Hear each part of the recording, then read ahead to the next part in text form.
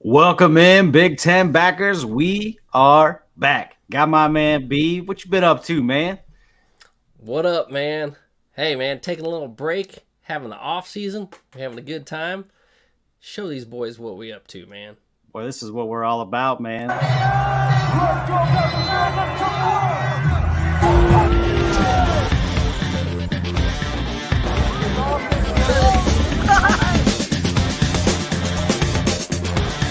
A bunch of Buckeye nuts. Let's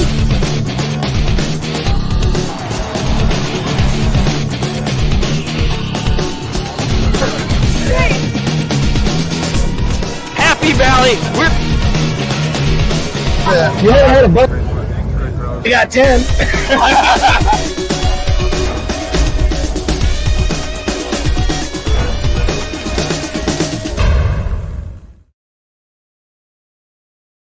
Man, that was a hell of a season, but we're back, man. Getting ready for season 2. The off season has been a monster, man. Every single week seems like there's some kind of crazy new news. If I can get those words out, man. There's a lot of words there. Yes, What sir. you been up We're to, back man? What for you more. doing in the off season? Oh, man, been playing on social media, coaching my daughter in softball, going to my son's t-ball games, having a good time, man. What about yourself?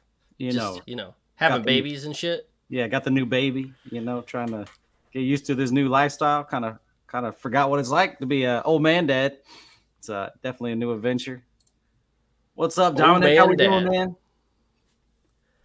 Hey, man, I got to give a quick shout out to my boy, Jonathan Moody, Big Ten backer on Facebook. So hit us up on Facebook and check some shit out. He was giving us Buckeyes some shit and calling us butt guys. So I thought that was hilarious and unique. I hadn't heard that before. And they said, yeah, and they play and come below us. So it got me thinking, man, there's got to be some more nicknames out there. So if y'all hear any, you got any, feed us them. We want to hear them in the comments. Yeah, what do you call your rival, man? What's your nickname for your rival? Let's hear them. Get them in the comments, man. If you got a good one, bring it. Let's do it. Anyways, man, let's talk about this post-spring top 10, man. Who you starting off with? Who's your number one, man?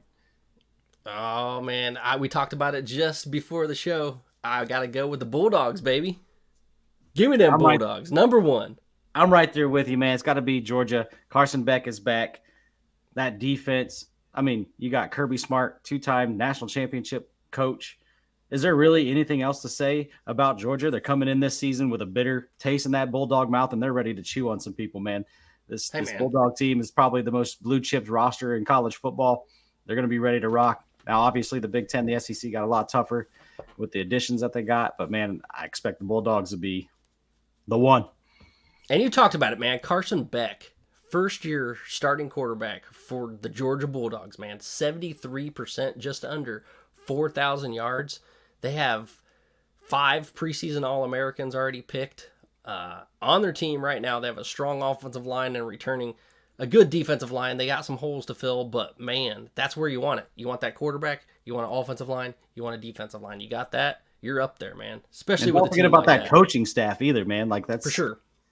And a team that recruits like that. Damn. All right, man. Who's your number 2? Number 2. This is where, man, people are going to give me shit. But they gave us shit last year, and we were almost damn right. I mean, let me preface this by saying we haven't gone into the full gamut of things because our model does take into effect some of the fall workout and the fall, you know how guys are doing. So I won't get in too far on how our model goes. But when we get the reports out of fall camp, we'll do a bigger and deeper dive into this. But number 2 for me is Oregon, man. 69% returning production. 2 preseason All-Americans. They got that transfer quarterback in Dylan Gabriel that was 69.3% completion percentage, 3,660 yards and 30 touchdowns, man. I know he's going to be in a new system, but Dan Lanning's building something strong there, man. All season long, recruiting's going well. Portal's going well. I know everyone's like, Ohio State's got to be number 2, but, man, it starts with the quarterback. The guy that's touching balls the most is who you want to be number 1. Right? Absolutely. You're correct. That's what I actually put. I think you hacked into my computer, pulled a Michigan, stole my stats. got my info because I got Oregon number 2 as well, man. I think Dan Lanning has made some noise, but he hasn't made it over the top, and I think this could be the year. One, they catch Ohio State in Eugene. That's going to be huge as far as where they're ranked going into the playoffs. Also, you talk about Ohio State getting in the portal and getting a bunch of good pieces, but I think where they missed is the quarterback position, and Oregon did not, man. And offensive line. I mean, they and picked offensive up some line. offensive linemen. Those are the two question marks. You got Evan Stewart too. You have Jabbar Muhammad too, one of the best cornerbacks that was in the portal. Like they did not play any games, man. They tried to answer every question. They got the big time defensive tackle out of Michigan State. Out of Michigan State too, man. Like Derek. I think his name was Harmon. Yeah, Derek Harmon, man. Like absolute beast at defensive tackle. I mean, Oregon filled their holes like Ron Jeremy, man. They weren't playing any games. They stacked their roster. Now there's still some questions that they have on defensive line, mostly from the edge. But I think as far as the quarterback position being the most important in football, I think they did a better job answering that question than Ohio State did. And that's why I put them above Ohio State for me. So I'll go into my number 3. My number 3, Ohio State. Same thing. Give me that number 3. Everybody wants to talk about their portal additions and good for it, right, man? Caleb Downs, probably the best. I mean, All-American as a freshman. You grab him out of the portal from Alabama. I mean, you have all SEC running back that you grabbed out of the portal. But to me, the biggest miss was Will Howard, man. I'm not sure if I have that much faith in Will Howard or what they have. But Ryan Day's best thing he did for Ohio State was to keep that defense out of the draft, man. Everybody wants to talk about the portal, but what he did to get everybody back was absolutely huge, man. That was the best recruit. And not just that. He did. Not just that. Their offense, man, the receivers that they brought back, obviously Travion Henderson, bringing him back was huge. And some of their offensive line that they kept together. No, I agree. I think that was the best recruiting he did was keeping his team out of the draft, man. Like, hey, insane. We've been right on so far. Not so fast, my friend. I got to pull that one out, man. Got to steal one from the legend himself. And the reason why, the returning production, man. We made a big deal out of returning production last year, and that's why we had Florida State so high, and it paid off in the end. Man, without a injured quarterback, they would have been in the playoffs. I should say, Texas at number 3, 70% returning production percentage. And Quinn Ewers, the guy that skipped out of Columbus himself, lighting the ball on fire. They lost a little bit on defense, but they had, that defensive line, particularly the D tackle Sweat, went to the NFL. But they got replacements. They had a lot of players play. And it's Texas, man. They're just filling the holes with recruits. And they're back, baby. We can finally say that Texas is back. And I got them back just a notch above Ohio State at number 4. So, you have them at 3. I have Texas at 4. You have Ohio State at 4. Just try to clear up, even though that was probably more confusing than what it was. But yeah, man, like Sark keeps building Texas bigger and stronger. You talked about that 70% production returning. Now they have some holes to fill on the defensive line. They went out in the portal and tried to fill it as much as they can. That's the biggest question that they got. Everything else, man, like Ewers, one of the best quarterbacks in college football.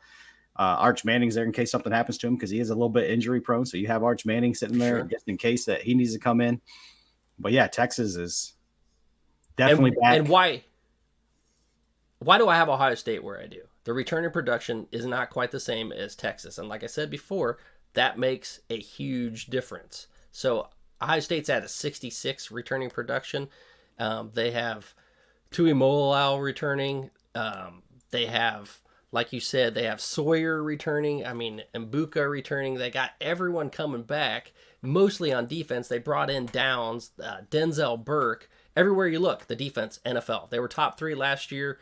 That didn't quite get them there because guess what? They didn't have that quarterback and they didn't have that offensive line. So I still got questions behind Will Howard like you do and the offensive line. I mean, the guy that's touching balls the most is the one you want to be the champ. And they don't have a guy that's touching balls just quite as good as everyone else above them. You're Fondle those things, man. All about those balls, aren't you? Cradle the balls. The more you touch balls, the better you are. You all right, man. So we had a little bit of difference at 3 and 4. Who you got at 5? I'm curious. 5, man. Who's your 15? Bama. Damn. I don't think there's anything else to say. What else do you have to say? Just Bama. I mean, they have a lineup that can lose 20 people and still be top 5 in the country. No, I agree. I got Bama number 5 too, so I'm right there with you. I mean, everybody thinks that they're going to take a massive step back that Saban retired, and they will, because only what Saban did. Like, no one's going to accomplish that ever again in college football. There will never be another Nick Saban. I don't think there'll be another coach that's even close. One, the landscape of college football has changed a lot, so I don't think you're going to have that kind of success in a 12-team playoff. And then you talk about NIL and the portal and all those different things that, you know, Saban didn't really have to deal with earlier in his career. But man, Caleb DeBoer is a freaking winner, man. Like, he's they're going to start off a little shaky. I think they'll come out the gates kind of a little unsure. I think you need some Milroe. Oh, why? Because they're playing Wisconsin first? Of course, you know, the Badgers are going to put them down up here in Camp Randall. Maybe. Hey, man. You know, sweet dreams are made of, right? Fickle. I wouldn't put it past Fickle. I wouldn't put it past Fickle, but man, if they have a chance, just because they're going to come out the gate with a new system, new coach, I think Milroe can be dangerous, but he still needs arm talent. He's got to increase arm talent big time for them. I think them to be a real national championship threat, but their roster is good enough for them to beat anybody any given Saturday. So yeah, Bama 5 for me, man. What you got for 6? 6. I think we differentiate here. I can't remember what you had, but I got Ole Miss, man. Portal winners, even though they lost Junkins to Ohio State, man, they pulled in a ton. And I talk a ton. I mean, they got that Texas A&M defensive line transfer. And Lane Kiffin's just been building and building and building, and they spent the money this year somehow. I mean, they're not known for just throwing out money. Oh, I guess they are, right? Didn't they get in trouble for that? They did, but now it's legal, so it's fine. Now it's just it's commonplace. But I think Kiffin's got what it takes to get him to the next level. He spent those years under Saban, the GOAT himself, like we just talked about, and he's ready to roll, man. He's building this to be an SEC runner now that Saban's out. Now, I'm not a huge Lane Kiffin fan. I feel like this guy's had every opportunity to do great things, and he's never done it. So I'm not a huge Lane Kiffin fan. He's doing it at Ole Miss, man. Come on. But he is doing it at Ole Miss, and I'll give him some credit. They went out and they saw this roster returning. They saw the talent they had, and then they went out and got booster money galore for the NIL and to get more players here. Other than losing their running back, man, like they did everything they could do in the offseason to set themselves up for success. They're definitely going to be making the playoffs, in my opinion. I got them at number 6 as well. But yeah, they have every opportunity in front of them. Hopefully, Lane Kiffin doesn't screw it up, man, and we don't see the fire lanes back. Yeah.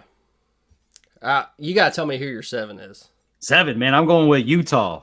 Utah, man. Utah, go for 2. Utah, Cam Rising. You know, a lot of people go to college for 7th years. They're called Cam Rising, not doctors. I just want to put that out there. But he's back, man. He's coming back from his knee injury. They're going to have a lot of returning production. They dealt with a lot of injuries last year. If everybody stays healthy, man, this might be the best Utah offense you've probably seen since the Meyer days. Plus, Kyle Whittingham is going to have that defense pumping. I'm excited for this Utah team. I think they're going to the Big 12 with a lot of opportunity. I think the Big 12 is wide open, and I think they're the best roster in the Big 12 for them to pull it off and make the playoffs. Ooh, man. Again, where you differentiate, I got Oklahoma State, man. 10 starters on offense, 10 on defense returning, 72% returning production. The Cowboys are hot. Problem with the Cowboys is when they're expected to do good, it doesn't always turn out. So, man, but you cannot hide from the fact 10 on offense, 10 on defense. This team is going to be special. They got a Heisman candidate. Man, Ollie's going to be running that ball. I can't wait. I do like Ollie, and the coach has been there for, 40 years. He's a man. And you talk about Ron Jeremy filling holes. Ollie will be filling them holes for sure. He won't be filling them. He'll be running straight past them. Be bursting through them, man. All right, man. 8. Who you got at 8? 8. Who do I have at 8? Oh, man, this is a tough one. I went ahead and put Penn State, baby. I know you don't have them up there. It may be a little bit of reach, but they got that their Aller returning at quarterback. They got Fleming transfer from Ohio State coming in. I know they lost their. Are those two things drags or liabilities? It depends, man. If their new offensive coordinator can put it together, we'll see what happens. I mean, you're going to talk about Penn State and putting them at number 8. And you don't mention the running backs, and you mentioned those two? Singleton, yeah. I mean, they got Come a on now. double-headed monster at running back for sure. And their defense is going to be just as good as they were last year. When you talk about Aller, who he couldn't do anything right last year, and then you talk about their wide receiver room is absolute trash at this moment. If they're going to be number 8, it's going to be because of those running backs. But for me, everybody, especially you Buckeye fans out there, putting Michigan way back there. I got these guys at number 8, man. I think there's a lot of misinformation on this team. Everybody thinks everybody left for the draft or everybody hit the portal. This defense is an absolute unit, man. You're talking about Graham and Grant, 2 of the best defensive tackles in college football, are back for that defensive line. And then you got Will Johnson, the best cornerback in college football. This defense will keep them in every game they play. Now, who knows if they can find an orgy to work out for them? I don't know. They definitely have some questions at quarterback, but Don Edwards, man, come on, man. That dude has all the talent in the world. Now, he needs to work on his consistency, but you've seen him in the national championship game. He was my wild card player in that game, and he showed out right away for me for that pick. I think they have everything they need to play Michigan football and still be a damn good, dangerous team in the playoffs once they make it again. For sure. Hey, defensive line is where it all starts. Got to have that quarterback, so I don't know what to do with them. I got them at 9, 36% returning production. That brings them down a little bit on my list. They did what they did last year. They got the Don, and he runs. I swear he reminds me of Ted Ginn when he's running the ball. I mean, he just breaks away from everyone. He's got to have those holes. We don't know what's going to happen on the offensive line. You're right. The best DT combo in the nation in Mason Graham and Kenneth Grant to go along with Will Johnson, probably the best cornerback in the game. So, hey, man, bright side on defense. Let's see what they got at offense. I got to see some orgies in the end zone before I get excited. So I got Penn State at 9. I agree it was a stretch for you. I think it's a stretch for me. I don't have a lot of faith in putting them at number 9. I think Florida State could have been here. I think there's a lot of other teams. I think once you're at this 9, 10, 8 level, who knows? There's a lot of teams I think that could fit into this area. But me, man, Drew Aller's gotta show some improvement, man. He struggled in the spring. He struggled last season. But with Allen and Singleton, man, this team could be good enough on the ground to beat anybody. I think their defense is not going to lose anything with Tom Allen coming in, and then they bring in a great offensive coordinator from Kansas. Right now, I'm struggling to remember his name, but they do lose. What's his name? Andy. His first name's Andy. Can't think of his last name. But anyways, they lose Lambert Smith, their best wide receiver. They did pull in Julian Fleming from Ohio State, but he's the 5-star who's never been. Man, I have a lot of faith with them staying in the top 10, but I put them there. Who's your last, man? Save the best for last, man. I got Utah, and for the same reasons you said. 7 years in college football. Cam Rising, he's been there since the Magna Carta was signed. I don't know what's going on, man, but the dude was awesome 2 years ago. Just love watching him play. He's got a heart of gold, man. And it's Utah, man. Utah is stacked. I mean, every year, even when they don't have players coming back, they don't have 72% returning production, they play well. I mean, they played USC tight every year. They've been in the Big Ten championship game. Pac-Dun championship game. Was it 3 out of the last 4 years? Yep. So they're a solid team all around. Kyle Whittingham is doing a great job. Been doing a great job for years. So with what they have, I believe that they're going to run the Big 12. And this got me thinking, how many teams from each conference do we have there? The Big 4, the Power 4 now, we have 4 from the Big 10, 4 from the SEC, and 2 from the Big 12. Nothing from the ACC. So who's your highest rated ACC team? Man, that's tough. I'll probably go with Florida State. I think they're going to be the best roster. I think Clemson could pull some things. I think Dabo's on his way out, though. I think he's not willing to change with the landscape of college football. But I think they're a dying star, but they still have enough talent to compete and win the ACC and make it into the playoffs. One of those teams is getting in. I think NC State has a lot of returning production. They could make a run. at the college football playoff. And let's not forget about Virginia Tech, man. Like, they had a rough year last year, but they started showing some promise at the end, and they got a lot of returning production too. So I think Virginia Tech, NC State, Florida State, Clemson. I think Florida State would be the favorite for me. And don't forget Miami, man. Let's not forget That's about what I was thinking. Let's not forget about the Canes, man. Like, they have gotten to the portal and they brought in all kinds of talent. So they're going to be right up there, I think, between Clemson, Florida State, and Miami, and then NC State, Virginia Tech being kind of the dark horses in the ACC for me. Yeah, I would say Miami would be right there, and Clemson. I think Florida State's going to take a little bit of a dip this year, but we'll see.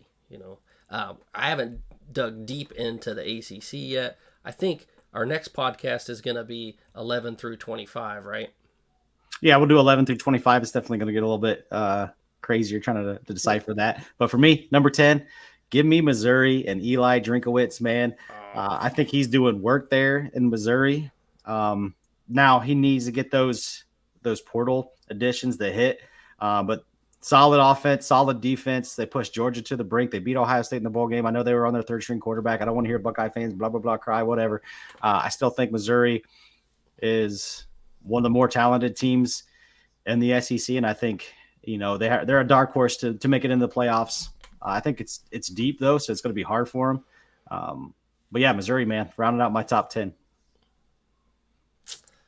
All right. Well, Kotelnicki was the name you were looking for, actually.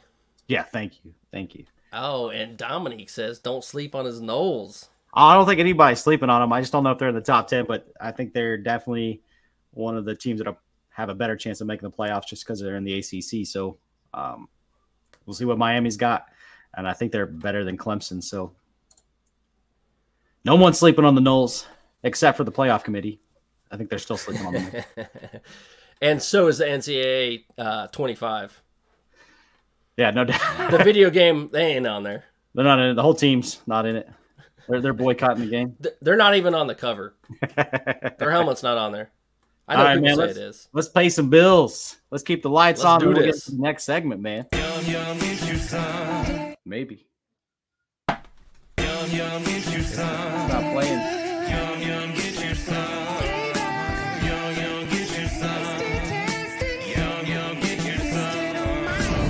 Seasoning, food's favorite flavor. Yum, yum, get you some. I'm Joe Burrito, your favorite burrito. Whoa, whoa. Joe, we Hey. all know you're the best. What? You can always do better. What you got? Try the new Dano's Hot Chipotle. Hey.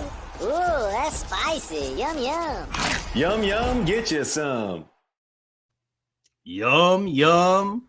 Get you some. We're going to talk about who are the top 3 running backs in the big. I'm going to break down maybe 5 or 6 of them for you, but hit us in the comments, man. Who do you think the best returning running back is for the Big Ten this year?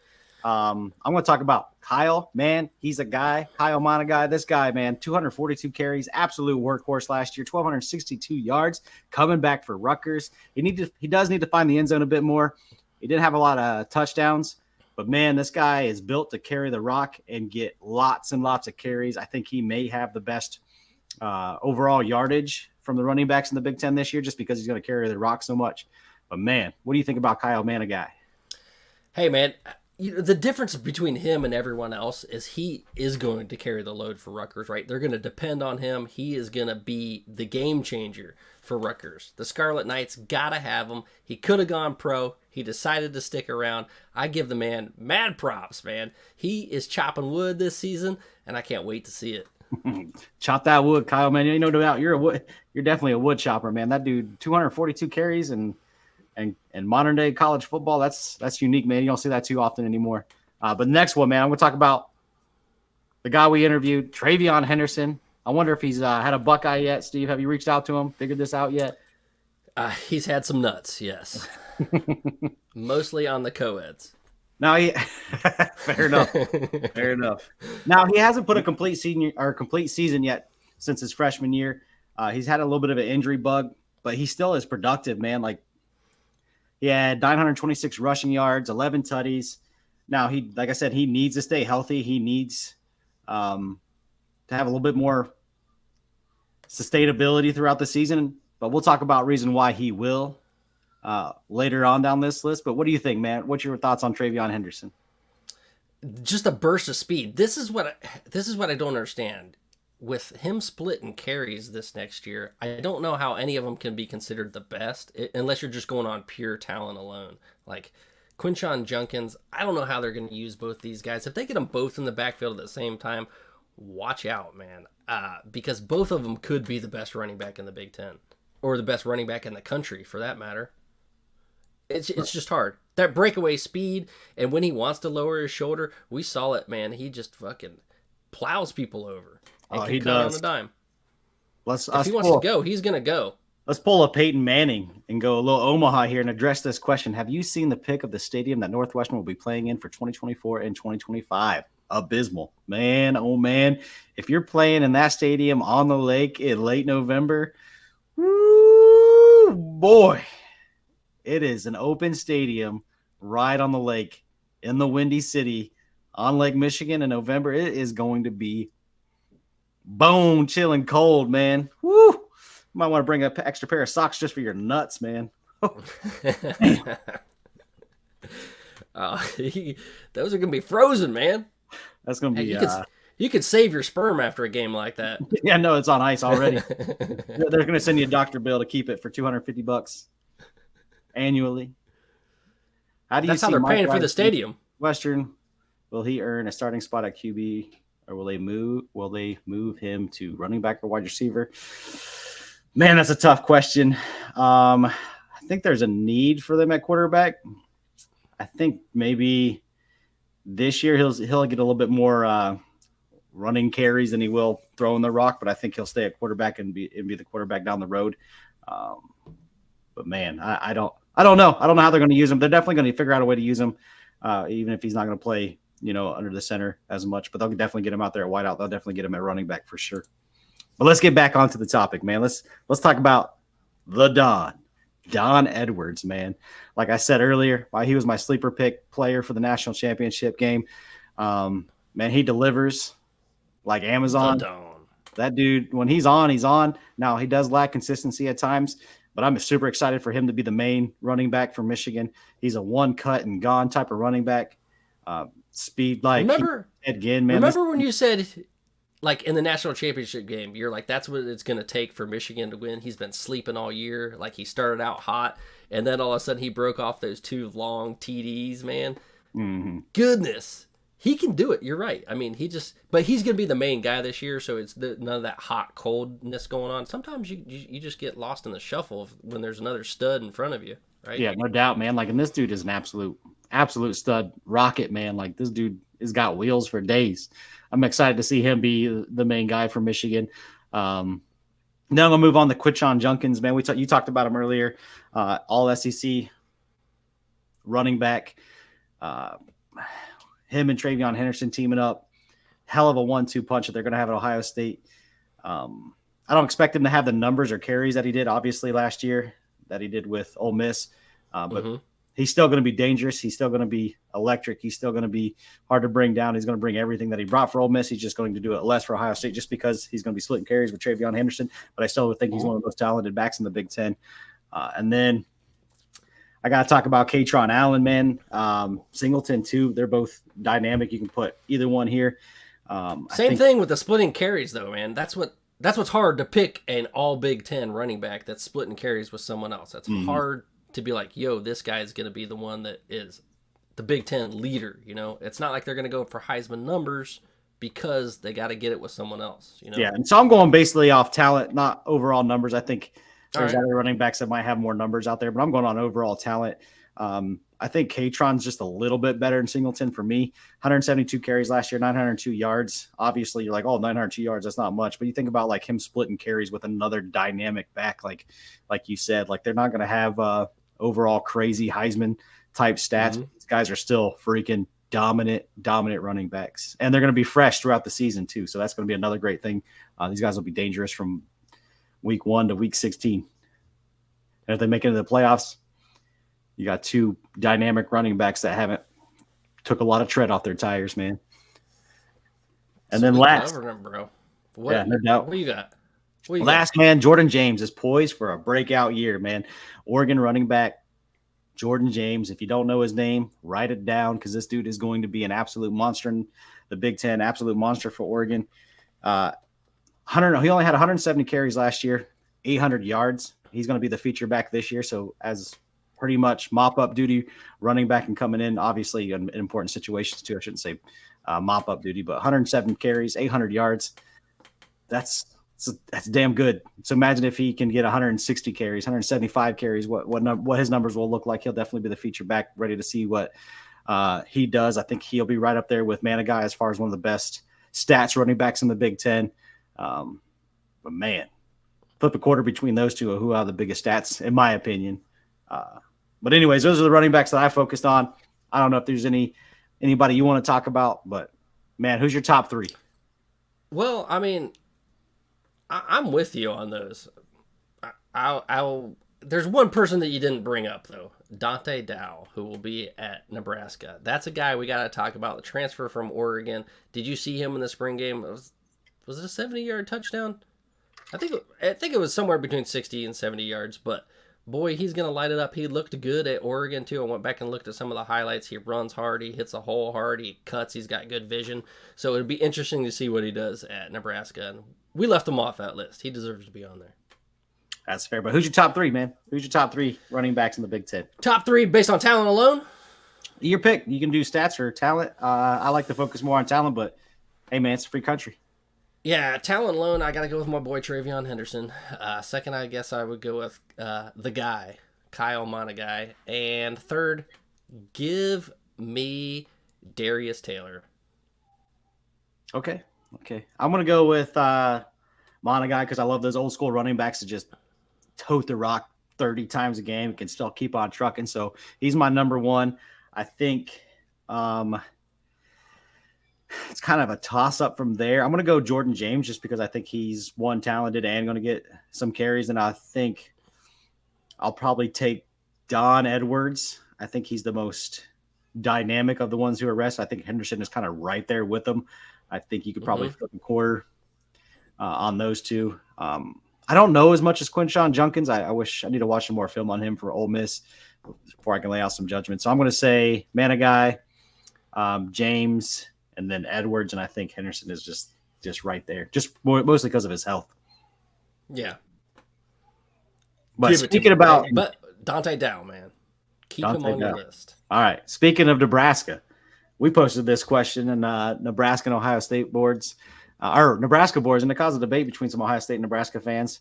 But best player for the Huskers who should have won a Heisman, which got us into this debate, man. Oh man, that was an argument. Made a fun argument. Who's your Heisman Trophy winner for the 1995 season? Was it Tommy or Eddie? Man, I was 13 at the time. All I fucking knew was Ohio State football. That's it. That's all I wanted to be. That's all I was playing in the backyard. Man, every carry was like Eddie George to the left, Eddie George to the right. He was a beast, and he was a load like I've never seen with speed, man. Speed. 314 yards against Illinois. I know what people are going to say. That was his Heisman moment. He didn't have a Heisman moment. He did. It was against Illinois. They were the 14th ranked rushing defense, and I don't think people realize that. But man, that Heisman moment was only to be overshadowed by Tim Biakatuka 2 weeks later in Ann Arbor, and I'll still never forget that. I was so saddened by that. Oh man, but 1,927 yards and 24 touchdowns, averaging almost 150 yards per game, and he had 417 yards receiving. And back then, it wasn't as big of a deal to be a receiving running back, right? No, that was decent yardage for 417 for a running back that's now. pretty damn good. Yeah, that's damn good now. Like, that's still damn good. But yeah, I think there's some debate here. I don't know which side it lands on. I mean, Tommy had 604 rushing yards, 6.2 yards a carry, only 1,362 passing yards, 31 total TDs. Now, if you wait until after the bowl games and you see how he performed in the bowl game to win the national championship or secure the national championship, they didn't play for the national championship in bowl games then. And beating Florida like 62-24 or something like that. It was nasty. And he had 304 total yards in that game and 2 tutties. So it's kind of like, but that's not a part of the vote. That's what's hard. I mean, you gotta take that part out of it. Yeah. So, but to me, man, I don't know, like, because Eddie George had a better year at his position than I think Tommy did at his position. Like if you look at quarterback play to running back play. So I think Eddie George had a better year as a running back than Tommy did at quarterback, but I think Tommy had better Heisman moments, but maybe that main Heisman moment was in the bowl game that secured the national championship. So I would say that I think the committee got it right, and I think Eddie was the right choice, but I can understand why, as a Nebraska fan, you would feel that way, because you say maybe any given year it could have been Tommy's. And then if you look at his that was his, his senior year. So you're talking, what he did the previous 3 years too, I can understand the argument, because a lot of Heisman committee will say it's what you do this year, but they always vote like what you did the last several years. So I think that's another thing that Nebraska. That's a good argument that Nebraska has. I'll give them that, man. The years past, it does count. It counted for Archie Griffin when he got his second Heisman. Yeah. I mean, there's no doubt that they take that into consideration. And I think maybe that's part of the Nebraska argument is like the championships he's won prior to that and all the other work he did prior to that. Like, obviously he was probably one of the wishbone quarterbacks. One of the Nebraska fans' arguments was that they didn't have the same media coverage in the Big 8 at the time. But I think it was the year before that a Colorado running back won. Salam. He won the Heisman the year before. Yeah, that's a terrible argument. Or maybe it was the year after. This was Nebraska in the 90s, dude. Everybody knew Nebraska in the 90s. Everyone was paying attention. That's a bad argument as far as no one was paying attention. And they won the national title the year before, so yeah, exactly. Come on now. That's that one's a bit of a stretch. I would say, I don't know, man. If you look at it position by position, Eddie George had a way better year personally. Now you want to argue that Tommy had better Heisman moments, and you want to say his better work of his career was better, and that's why he should have won the Heisman. I'll give you that. But an option quarterback, to me, an option quarterback, if you're the best option quarterback ever, you have more rushing yards than that. Yeah, you should have more than 604 yards in that Heisman year. And then 6.2 yards of carry, though, that's damn good. But yeah, I don't think his rushing yards are over the top, and I don't think his passing yards were definitely not over the top. So I think it was a different time period that year, even if he had a lot of wins, and maybe that was his, I guess, Achilles' heels. His team was too good, so he didn't have to put up great numbers. I'll give him that, though. I'll give the Nebraska fans this. It's worth an argument for sure. It's definitely worth it. It was right there. Yeah, definitely worth it. But I think Eddie Tommy with an IE, by the way. Tommy with an IE. No Y. Oh, I done messed up AA, Ron. We got crucified for that. Graphics. And then all their fans were doing the same thing, writing Tommy TOMMY, and I was like, well, motherfuckers, you guys don't know how to spell it either. And I commented again. I was like, hey, we just talk, we don't write. We'll leave that for the writers, all right? Spelling is not our forte. All right, let's all right, so for us, side note, if there's any Nebraska fans out there, man, let us know why we're wrong and why it shouldn't be Eddie. It should be Tommy with an IE, not a Y. Give us your why, but not Tommy's why. All right, let's move on, man. We try to get these arguments going on like who should have won a Heisman or who could have won a Heisman, should have, would have, could have, whatever word you want to use. But let's move on to Oregon, man. What player from Oregon could have won a Heisman and didn't? And I'm going to go down a few. I'm going to start off with Joey Harrington in 2001. Joey Harrington had 2,415 passing yards, 23 TDs with just 5 interceptions. I mean, I think for a lot of years, especially in the early 2000s, like those are good numbers to win the Heisman for sure. Now, I don't know if that's exactly a Heisman year, but I'm going to talk about another quarterback, Dennis Dixon. Man, this dude was electric, man. I remember watching him back in the day. Give me the Dixon.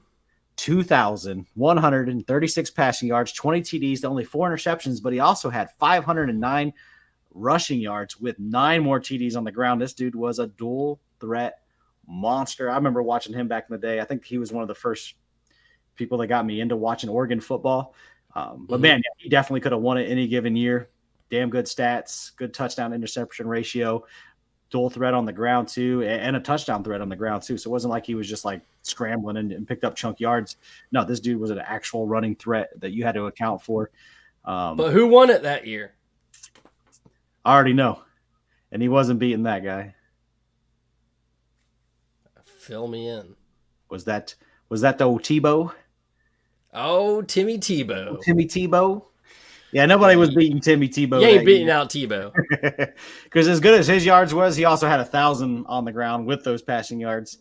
So Dennis Dixon kind of fell short there. But I'm saying any given year that maybe Tebow wasn't there, he could have secured the Heisman. I'm not saying that they should have won it the year that they didn't, but I'm just saying any given year, these guys could have won a Heisman. And then I'll go up with a running back, LaMichael James from 2011, man, 1,805 rushing yards, 7.3 yards per carry, 18 TDs. He had 2 more on the ground. He was a special teams threat. He was a threat out of the backfield. LaMichael James, 2011, another damn good choice of maybe any given year. He could have won the Heisman Trophy. You talk about Eddie George just winning it. He had similar numbers in a way to Eddie George's year. And let's talk about Royce Freeman, 2015, 1,836 rushing yards, 17 TDs, 6.5 yards per carry. Also had 348 yards through the air and 2 more tutties. Another great running back choice that I think could have won the Heisman for Oregon and didn't. And then I'm going to throw this one out there. This one's a little bit more current. This is going to be similar to Dennis Dixon, man. Justin Herbert, 2019, 3,471 passing yards, 32 TDs to only 6 interceptions with 4 more yards on the ground. But guess what? That was Joe Burrow and LSU. Yeah, 19. ain't happening. Ain't happening because that's not even close. Not even close. But, man, you talk about any given year, maybe he's the Heisman Trophy winner. But when you're going against Joe Burrow in that 2019 LSU, ain't nobody standing in the way. You know what's funny about that? I was in a brewery in Denver, I guess 2 years before that, right when Burrow announced he was transferring, sitting next to an LSU guy, and I was like, man, you guys are lucky you're getting a good one. He was like, yeah, I'll believe it when I see it. So that first year, he was probably like, yeah, that guy's full of shit. And then that next year, he won Heisman and won him a national title. He was like, oh, man, that boy was right. I remember Burrow was the man. I remember when Ohio State was recruiting him out of high school, and he threw that pass in high school, and it tipped off the lineman hand, and he caught it and ran it in for a touchdown. I was like, damn, this dude was making highlights in high school football, making ESPN top 10. You knew eventually he was going to be somebody. Oh, he was. And he in high school, man, he willed his team. I mean, it was in Athens. They had no one. It was him getting his team to the state championship game and barely losing. They were only there because of Joe Burrow. Yeah, you can't beat 2019 Joe Burrow. We're going to do a little bit more. Is that all you got? We're going to pay a little bit more bills, and then we're going to come back with a couple more segments, and then we're going to finish the show. What's the next segment? At least give it a teaser, man. Next segment, man, we're going to do the same thing. We got some Penn State players who coulda, woulda, shoulda won a Heisman. But for now, let's promote the Dogs Media Network. Here we go. On the College Football Dogs website, you'll find a main page that features some of our biggest and newest stories. Our conference pages for content related to your favorite team's conference.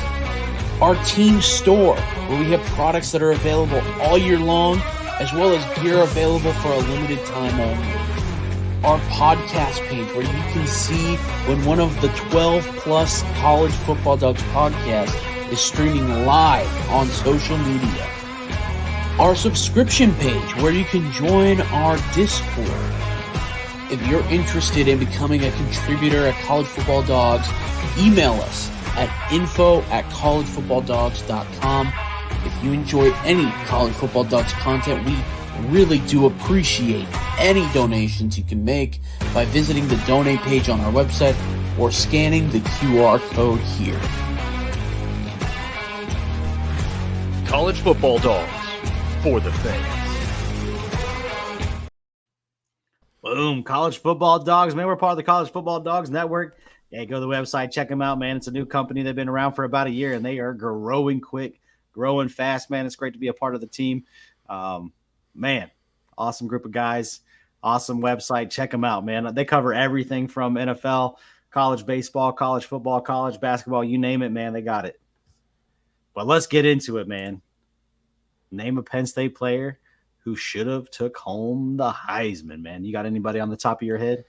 Yeah, man, just a little guy. Little guy they know by LeVar Arrington, 72 tackles, man.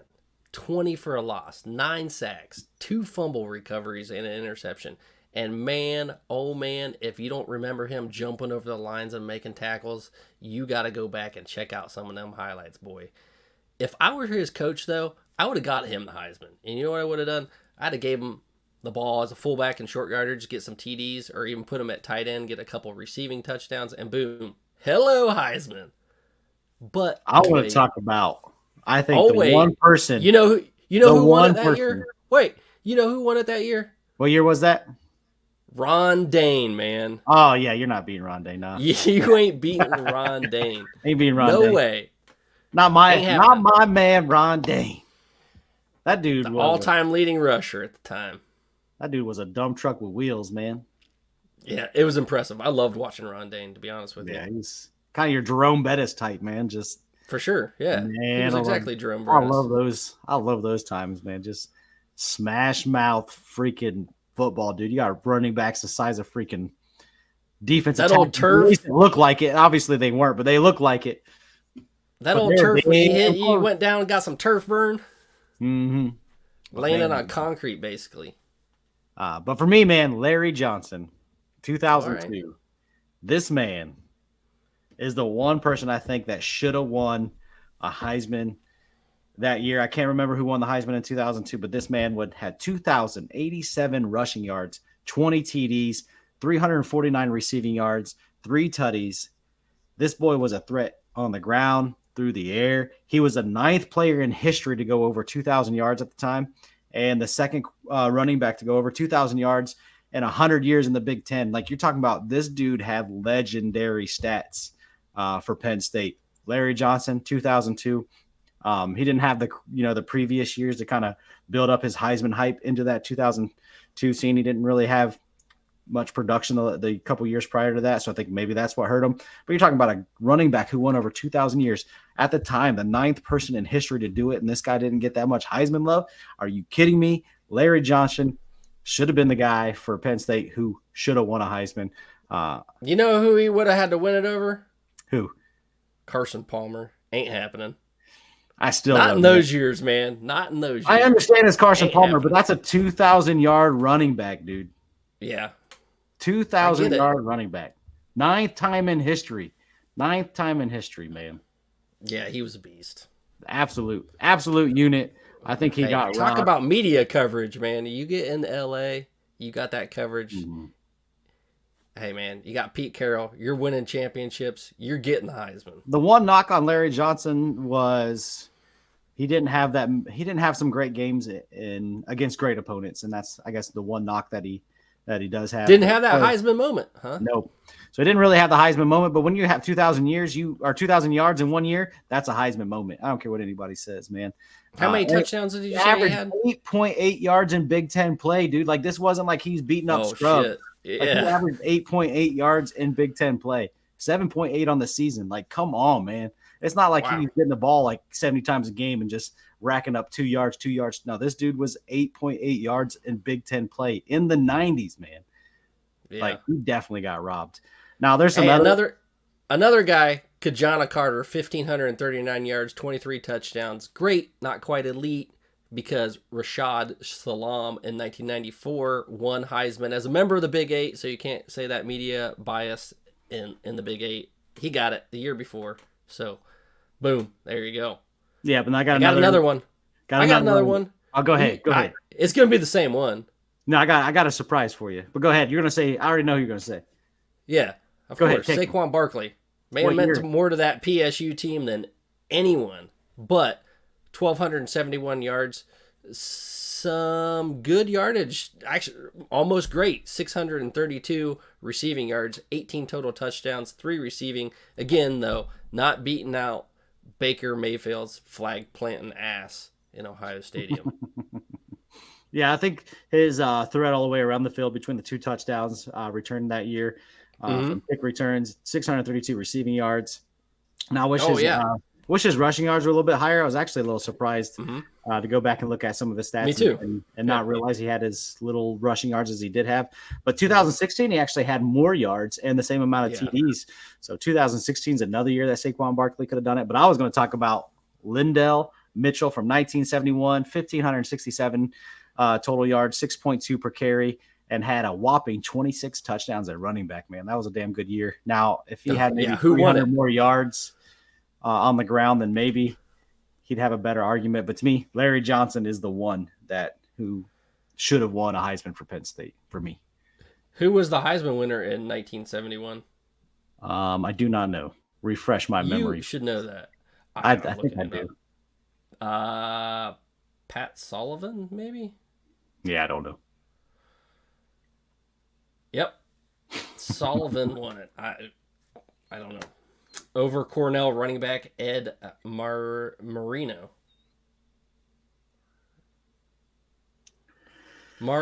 sorry. Yeah, I wouldn't say he was, by looking at his stats, he was the best candidate, but he still had a damn good year. I think, if it's a kind of a down Heisman year, he could have won the Heisman. I don't think he would have been. I'm not sure this is a good one. Franco Harris. That's a good one, yeah. That's one we missed. Or Jack Ham. Oh, Jack Ham. Bringing the goods. He is bringing the goods. There's a lot of linebackers, man, that you could throw on this list. I just kind of left some of them out just because it's hard for them to win the Heisman. Obviously, you don't see it ever. That's why I said you put LeVar Arrington at fullback, put him at tight end, give the boy some touches on offense. You got yourself I think some of their best players whoever played at Penn State is on that defensive side of the ball. But it's almost impossible unless you're Charles Woodson to get some love for the Heisman as a defensive player for sure. And you got to. I mean, if you want a defensive player to win the Heisman, you got to give them some love. You got to give them some touches. And they should, because they're. I mean, if Michigan didn't show it, they're just as important to win a national championship than anybody on the offense. Oh, for sure. But you need that prettiness, man. You need that media attention, and you get that by scoring touchdowns. All right, so the next thing we're going to try to do this weekly is a what if scenario. Get some what ifs at us. We're going to do some what ifs, man. So everybody knows Jim Hardbuagh was walking a fine line after the COVID season of 2020. Michigan had just an absolute trash of a year. He hadn't beaten Ohio State at this point, and there was a lot of rumors going around that he was not going to be back for Michigan. So what if Jim Hardbuagh was fired after the 2020 season? What is the biggest thing that comes to mind that would change in college football if that would have happened? Golden pants for Ohio State the next 3 years. I'm going to go with Nick Saban, man. So the reason I say this is Nick Saban's last year. Jim Hardbuagh obviously beat him in overtime. If Jim Harbaugh's not on Michigan, Michigan's not there. Does Alabama have an easier opponent to get through? Saban gets another one. Does Saban get another one, and does he either retire or does he go out with another ring? Because a lot of the things were saying that he wanted to retire because he was tired of what football looked like, and it was kids coming and asking for NIL raises after they lost a playoff game. So one, does Nick Saban even retire, or does he retire with another ring? I don't think he's that type of guy to be like, yo, I'm ahead, I'm going to give up. He's got that hunger, that itch. He's like, I'm going to get another one. I got this one. Why not keep going and see how many I can get? But to me, that's the biggest what if, man. Like, what if Jim Hardbuagh didn't take Michigan to the playoffs because he wasn't there, and Nick Saban plays Washington and beats Washington for the national championship? What happens to college football? Like, where are we at this next season? Now, there's a lot of different things you could talk about. Who would have been their coach, man? Do they go out and the coach? That would have been the biggest. Who the hell knows who would have been? Yeah, do they trash the Michigan man experience because they tried two of them in a row and it didn't work out? So do they try a new and upcoming coach? Does old boy from Iowa State come over? Do they grab fucking row your boat from Minnesota? Do they go out and get another Michigan man in Les Miles, who was obviously now would have been a bad choice, but do they take a chance on Les Miles, or does Les Miles take over a great program and revitalize it too? And then he resurges his name in college football. Obviously, he won a national championship. He's definitely good enough to put a roster together. Now, he looked like he didn't have it at the end, but man, a lot of interesting things. Oh, yeah, man. Why didn't we talk about this? No Connor Stallions then in 2020. Doesn't happen. Yeah, he's gone.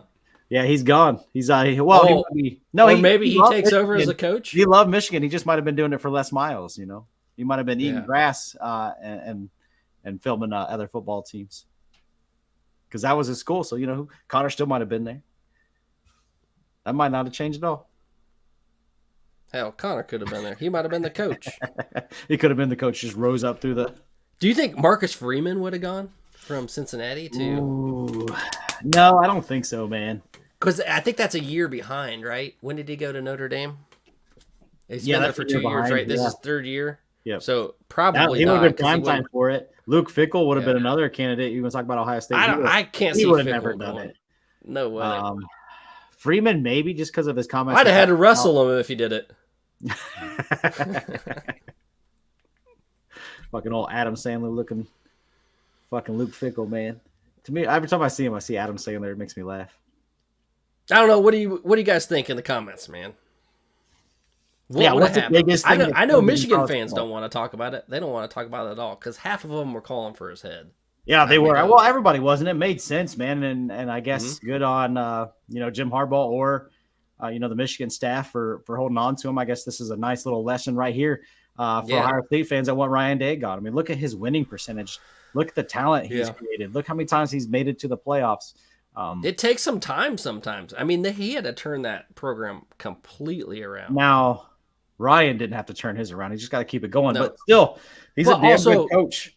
Look, we gotta talk about that. You cannot expect a first year coach to know everything that they need to know as a seasoned veteran like Urban Meyer. I mean, yeah, he built the pieces, but you still got to learn your technique. You got to learn how to motivate people. You got to learn to keep people in the room, keep them focused, keep them hungry, especially when you got all that talent, man. Because people can go off on their own little tangent and be like, "Yo, I don't want to play for you anymore, man." And a I'm lot too of good people for like this." to compare him to Urban Meyer, but man, he hasn't had those Urban Meyer Purdue games or those Urban Meyer Iowa games. Nope, he doesn't also, I lose think the Urban easy Meyer ones. came into the Big Ten when the Big Ten was down, dude. Like Trash, yeah. Ohio State He was didn't the have to only- contend with Michigan. Yeah, he was Except the for only one year.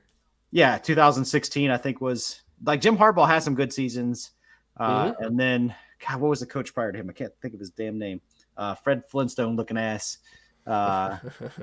He pushed Urban Meyer to the brink a couple of times before he got showed the door. What was that? 42-40 in overtime. Yeah, the 42-41. That was whatever it was. 2014, I believe. 14 or 15. I can't remember. I think it was 14. No, it would have had to have been 2013, I think. Okay, maybe 2013. But yeah, Yeah. Fred Flintstone pushed Urban Meyer to a 2-point conversion away from beating Ohio State.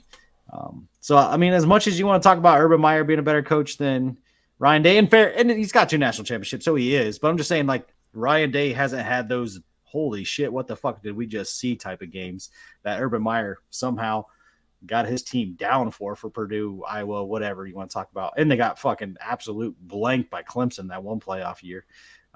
That game was 31-0. That was rough, man. I could not handle that. Oh, man. And I don't think Herbs could either, man. Urban got pissed at that. I mean, that I think really he fired. changed. I think he fired everybody. Fired as many as he could. He fired the whole offensive coordinating staff, right? He fired the offensive coordinator. Yeah. Ed Warner. Was it Ed Warner? Yeah, Ed Warner, yeah. And that was just a shit show. He should have. They only kept him around because he was such a good offensive line coach, and they didn't want to lose him for that. And then he ended up at, was it Michigan State as an offensive line coach? Like, man. Yeah. So they got lucky having him. But yeah, the biggest what if for you is more gold pants for Ohio State. Mine is Saban, man. Does he win another natty? And if he wins another And just natty, to fill does he that win- hole in your brain, it was Brady Hoke. Brady Hoke, thanks. Fred Flintstone. He does look like him. He does, though, don't he? You got to make that graphic. Who the fuck is? Where's his Barney Rubble? That's what I want to know. There has got to be a Barney Rubble lookalike as a coach. No doubt. Maybe we should do that. Maybe we should do that segment. Coach lookalikes. Telling you, Coach lookalikes. That's a good segment. Man. It was Adam Sandler. We'll keep that going though. We're gonna do a weekly what if, and we'll try to find some what if scenarios that would be intriguing if it didn't happen. But I got a couple. I think we could use Brian Kelly as Barney Rubble. Yeah, he kind of does look like an older Barney Rubble. I can see that. All right, man. Got a couple curveballs for you. All right. Obviously, Everybody's excited about the college football. Oh, yeah. game coming No out Michigan here this State right there, July right? 18th, Or, man. I mean, no Florida State. They didn't make no it. Florida State. No committee, no game. They're out. Anyways, what song are you blasting when you take the field for the first time in 10 years? It's Raining Men for all the right reasons. Raining Men, huh? Man, I don't know where to go because I used to love this game when I was younger. Now I don't play video games much anymore. I don't, but I got to play, man. Didn't you just win an Xbox or something? I did just win an Xbox, so I'm going to have to download the here game we go. for sure. But, man, Here we go. love this game Sunbelt so giving us some much, so- love. oh, yeah, that that was a good one by me, man. He definitely looks like Barney Rubble. Bodies by Drowning Pool, man. Damn good pick. Oh, man. I don't even know what song I would pick. God, man. Probably TNT. Enter Sandman?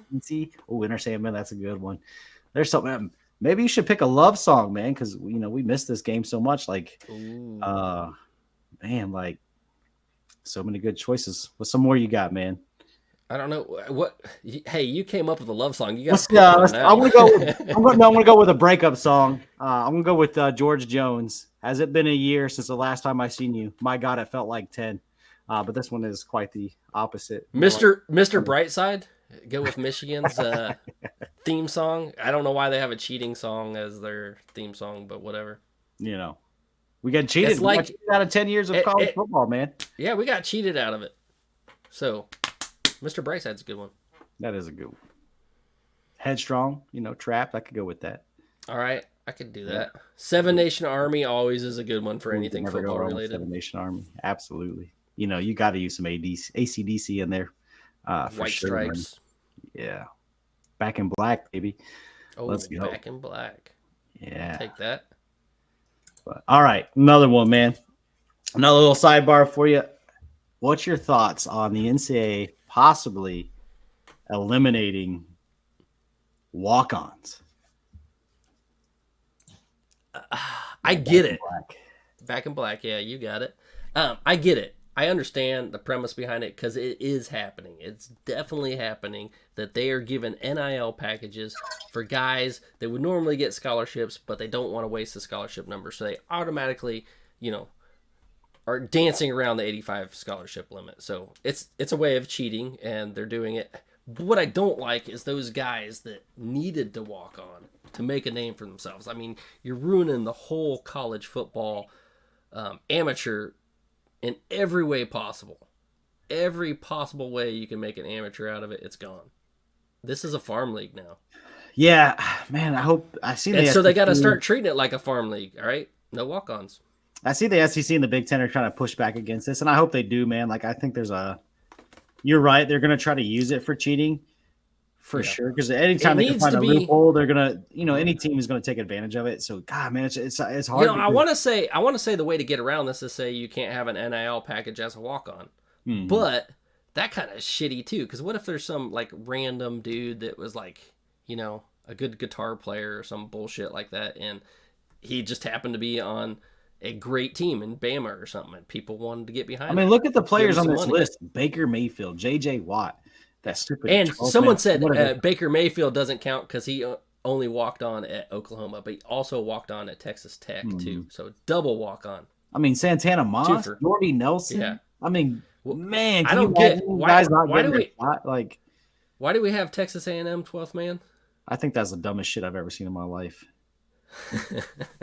Just you like those dancing? I just guys? heard Texas A&M just deep throating a toothbrush. It's the dumbest shit ever. Jim Leonard, he was a great walk-on and now a great defensive coordinator. Jordy Nelson, holy shit! You should know we wouldn't him get from the Packers. we wouldn't get the crappiest football movie ever made, Rudy. Colt Brennahan. At least we won't have to deal with another Rudy movie. I fucking hate that movie. Well, yeah. I hate Rudy. You don't like that movie? I like any football movie. Any college football movie, sign me up. I'm in. I hated the Rudy movie.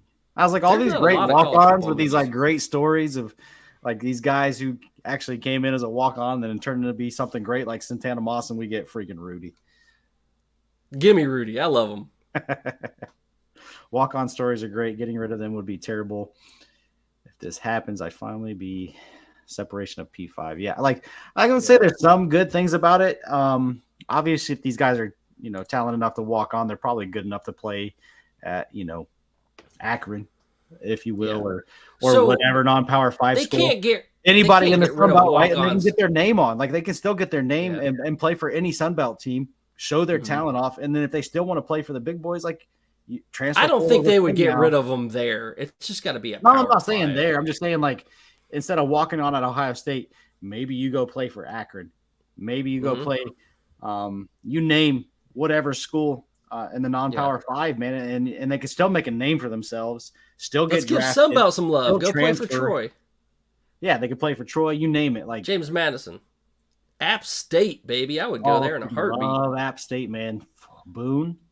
We got to get out to Boone. Yeah, we gotta get out to Boone for sure. We got to make a trip there. Too bad I got a major curveball for the next couple of years. We got to call you back from across the pond and get to Boone. Yeah, I'm like, I'm gonna come back just so I can go to Boone. Hey, man, I'll take the trip for you. Yeah, you do it, please. But yeah, we gotta get out the Boone. But anyways, like I feel like some of these guys, like JJ Watt, they could have played at whatever school and made a name for themselves. Still got drafted, still transferred. Obviously now they can transfer to any school they want, one good year, whatever the case may be. So I think maybe some of that could be maybe a little overplayed. But I'm a fan of the walk-ons, man. Like let them play where they want to play. If a school wants to give them a walk-on, maybe you can make a rule where they can't play until they get the their scholarship. But still, you could say they could wait until they get developed. Blah blah blah, whatever. Develop them. I don't know. The college football is changing so rapidly. The last year, you talk about logos on the shirts and on the field. It's coming. They got to find a way to make more money because now they're going to be paying players. What's the consequences of paying players? Like now is like athletic programs going to start cutting sports and teams. Like it's just like college athletics is changing so much, man. The last couple of years, it's going to be insane. I don't. LA is in the Big Ten country now. Yeah, I'm like, man, I don't even know. But like, what happens to the pistol team at Northwestern, or what happens to the rowing team at Rutgers? Like, there's so many, different sports programs that are probably going to be non-existent now. Compensation and Title IX, they don't mesh, man. Something's got to give. And I was talking on it was Reddit's college football podcast. I was talking on there a little bit and asking a little bit about it, and they were like, yeah, some schools are going to dance around it by making them club sports. So all these non-revenue sports will end up being club sports. But then you're not really competing for NCAA national titles. You're competing for club sport titles. And I don't know. I think they have to raise money for themselves even. Like they're not getting university funds for club sports. So that is a tricky subject in and of itself, especially for schools like Stanford, Ohio State, that have a lot of non-revenue sports. Texas, yeah, some great examples. All those Olympic sports, all kinds of athletic programs, but maybe they go get money from somewhere else. Man, you have all these Olympic sports that make no money in college. Now, where's the Olympics? Are the Olympics going to start fueling money into these Olympic programs so they can still kind of recruit out of these Olympic sports? I don't think the Olympics pay the Olympians enough. So but they're still making money. That there's money. I'm saying they're making money. Someone's making money off the Olympics. Yeah, I mean, there's TV. But I'm saying if you're going to regenerate the force, if you will, for Olympic sports and athletics, then you have to have a recruiting base. So, like, are you going to talk about, instituting that culture in college if the college universities aren't paying for it anymore because football is too expensive? Are you going to now, as an Olympic sport, put money into those programs so you can still keep the Olympics alive? Because you're talking about if you're what happens to those sports? What happens to those athletes if they have nowhere to go play and train? Yeah, I don't know. And people losing scholarships, that would be sad. Like all these sports going under, it's just changed to more of a financial game, and I don't see a means to an end. Compensation's got to come from somewhere. Funding does come from somewhere. And like you said, like Title IX and pay for play, if you will, don't exactly match up. So it's going to be curious to see how those lock. But the NCAA can't keep being sued for not paying athletes, and yet they're still still have to abide by Title IX. Like that shit doesn't match up. One of the big things that everyone needs to remember on this is it's a smaller amount that universities are going to pay. It was like $21,000 for the Power 5 teams. So NIL is still going to be additive to this. People are still going to get NIL packages. Yep. So they're still going to try to get under that scholarship limit no matter what we do. But now there's going to be a lot of adding to the guardrails. total comp. Now there's going to be a lot of guardrails when it comes to NIL, though. It's not going to be like, here's $18 million to come play for Florida, or here's $10 million to come play for like that. You can't. So there's going to be a lot of guardrails for the pay to play part. You actually have to be a marketable aspect where you can actually make company money. So there's going to be a little bit more. And how do they determine that? That is the stupidest thing I've ever heard in my life, that they're going to try to determine what your marketability is. Let the market decide what the market is. Eventually everything will even out. Like right now, it's just the Wild Wild West because companies want to get in on it. It's a new hot thing. It's eventually going to even out. Let the market do what the market's supposed to do. No salary cap. Well, there will be a salary cap from the sport itself, but not NIL. No. Correct. Yeah. But it's $21 million per school that they're allowed to pay. Wow. So that's across the board. So Iowa's going to do like 2. Yeah, exactly. And not for anyone on offense. Nope, absolutely not. We want 0 touchdowns, all right? We'll take the corn farmer kid for 200, Alex. That's exactly. But NIL packages are still going to be there. I think that they should just let the market control whatever the market is. Like I think the market is fair, but you got to figure out a way to get the. Because otherwise, you're just instituting bagmen to come back. So then you're going to have compensation from the school. You're going to have NIL, and then you're going to have bagmen on top of it. Just let the NIL do what the NIL does and let it be legal. You're damn right they will. Now I think there's a lot of crazy arguments that can go on this. I think it does. NIL does need some guardrails, and I think you're starting to see some of the consequences as far as, Shedeur Sanders getting sued by a company because he's not fulfilling his contract. And you also got Florida getting sued by Rashad for not, coming up with the money he said he was going to get paid. Louisville has an absolute disaster going on with a lot of players who were supposed to get money who didn't.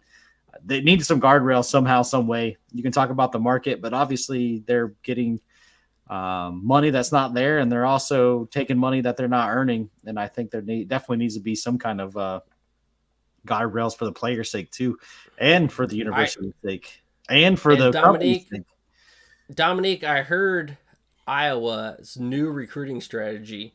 Coming back to your comment, they are only going to recruit in Australia from now on. Get those Australian rules punters.